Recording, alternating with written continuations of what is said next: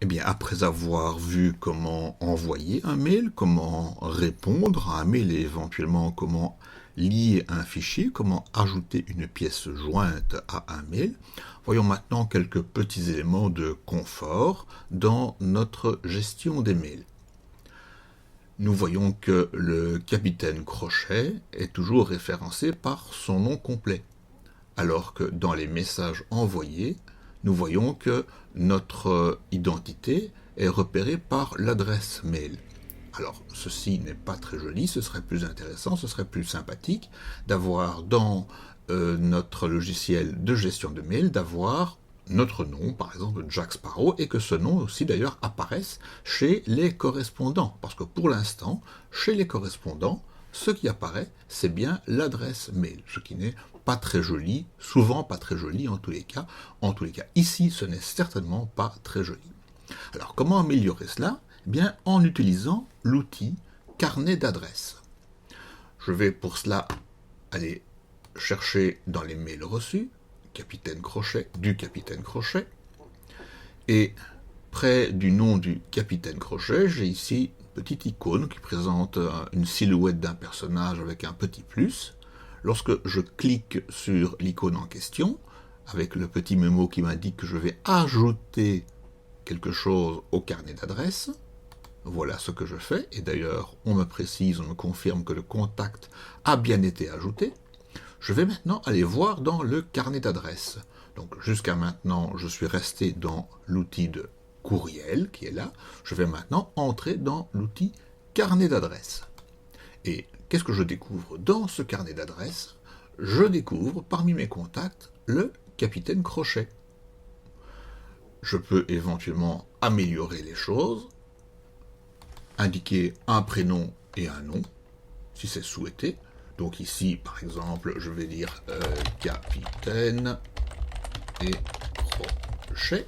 Ce sera évidemment plus utile quand on aura des noms un peu à coucher dehors dans les indications qui sont données. Voilà. Et j'enregistre. Je pourrais faire exactement la même chose avec mon identité, mais ça va se faire ailleurs de préférence. Alors, ça se fait non plus dans le carnet d'adresses donc que je peux remplir à loisir. Si maintenant je souhaite envoyer un mail au capitaine Crochet, je ne suis plus obligé d'écrire son adresse mail. Je vais donc composer un nouveau mail. Et ici, j'écris Crochet. Je commence à écrire Crochet, c'est suffisant. Et comme il n'y a qu'un seul personnage, une seule personne dont le nom commence par Cro dans mon carnet d'adresses, eh bien, il me propose donc que ce soit au capitaine Crochet que j'écrive. Je ne suis plus obligé de retenir son adresse mail un petit peu difficile à écrire, les fautes d'orthographe sont faciles à faire, il suffit que j'écrive Cro et c'est bon. Voyons voir maintenant comment générer cela pour que mes correspondants voient aussi quelque chose d'un peu clair plutôt que simplement mon adresse mail qui est celle-là. Je vais aller dans la fonction des paramètres. Ici, le logiciel me rappelle que je suis occupé à écrire un message, mais je n'en ai pas besoin, donc je vais simplement abandonner. Et je me retrouve dans les paramètres avec plusieurs choses possibles. Dans les préférences, donc, ou plutôt je vais commencer par les identités, puisque c'est bien de cela qu'il s'agissait. Dans les identités, j'ai l'identité J-Sparrow 4852. Alors ce serait évidemment mieux si le logiciel écrivait pour l'adresse de courriel. Alors, l'organisation, si je veux, je peux ajouter. Alors, répondre à, donc si l'on souhaite que l'interlocuteur soit prévenu qu'il faut répondre à une autre adresse, enfin tout ceci n'est pas très intéressant. Plus intéressant peut-être, la signature. Donc, quelle signature va se mettre d'office au bas de tous les mails?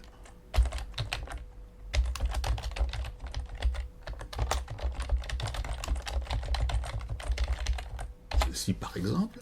Voilà, je vais enregistrer. Donc le reste n'est pas très très important.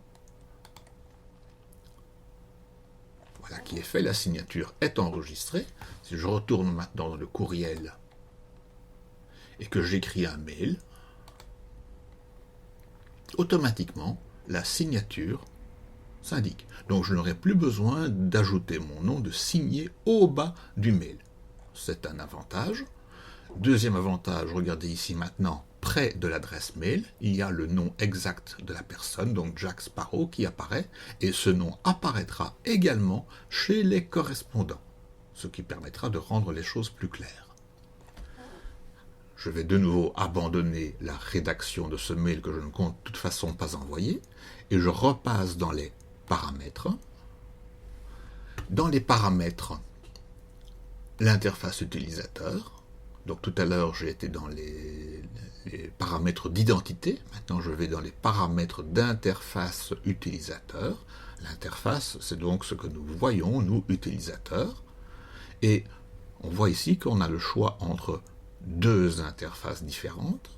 L'interface aux couleurs dites Larry, le modèle Larry, et le modèle classique. C'est de l'anglais, mais c'est facile à comprendre.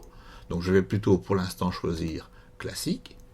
Si vous souhaitez changer de langue, vous voyez qu'il y a plein de possibilités. Alors dans le cadre de ce cours, nous resterons en français.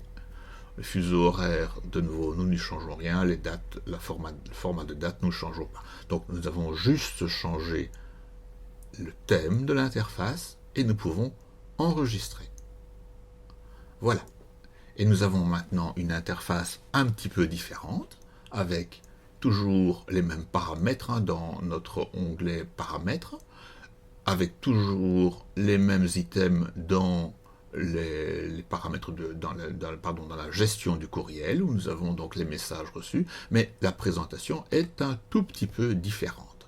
Voilà, donc ça c'est à vous de choisir comment vous préférez voir les mails présentés, mais a priori donc on peut changer un tout petit peu l'interface. Cela se passe donc dans les paramètres. Voilà, avec cela nous allons interrompre cette vidéo qui nous a permis de prendre connaissance des deux onglets supplémentaires, le carnet d'adresses et la gestion des paramètres. À bientôt pour la suite.